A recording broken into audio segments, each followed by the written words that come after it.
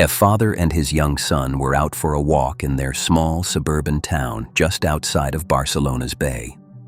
The boy pleaded with his father to make a quick stop at the old theater. The reason the boy and many other kids in town loved going there was because out front stood a huge papier-mâché statue of a dinosaur. After a little convincing, the father finally agreed and they headed in that direction. When they turned the corner and could see the dinosaur statue, the boy took off running while the father stayed back, walking leisurely, watching his son the whole time. As he watched, he saw his son run right up to the statue, then suddenly stop and stare at something near the bottom of the leg.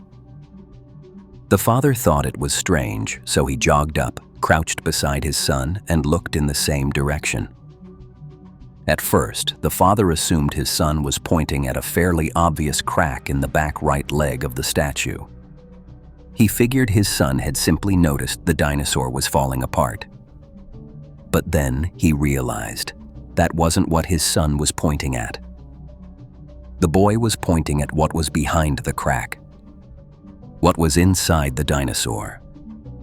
When the father understood what he was seeing, he immediately grabbed his son, stood up, and ran in the opposite direction while calling emergency services. Minutes later, police and firefighters arrived in front of the old theater.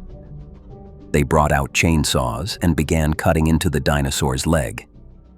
Eventually, they carved out a large enough section to remove what the father and son had seen. Inside was the body of a dead man. He was identified as a 39-year-old man who had been reported missing by his family just days earlier.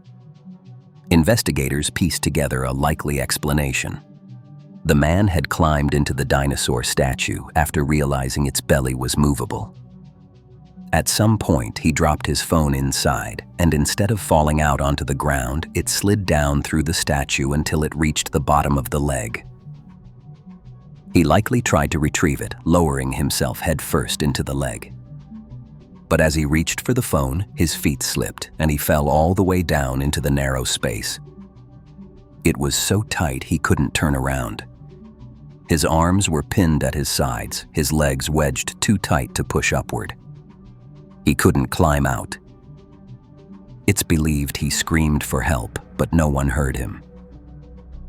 And after what must have been several agonizing days, he finally died, trapped inside the dinosaur statue. What do you think?